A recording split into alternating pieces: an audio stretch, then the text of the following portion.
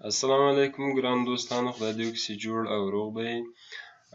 له هر څه نه مخکې زموږ چینل در سره سبسکرایب کړئ، همدغه سور بټن چې وینئ دغه وکړئ او په څنګ کې دا زنګولې بټن هم وکړئ، آل انتخاب کړئ تر دې چې زموږ نورې ویډیوګانې تر تاسو ژر در ورسیږي.